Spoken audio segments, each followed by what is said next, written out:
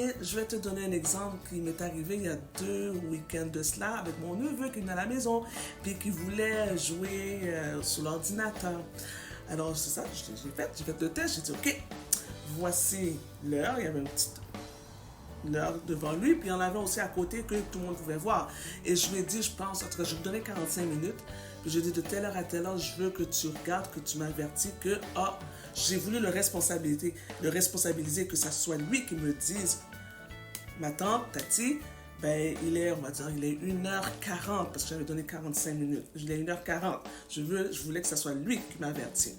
La première fois, là, il n'a pas pu le faire. Il a fait comme, oh, j'ai dit, donc, conséquences, il y avait des petites conséquences, juste pour qu'il puisse apprendre à gérer son temps. Et la deuxième fois, je vous dis, je l'ai refait, je pense que c'était le lendemain, je l'ai refait.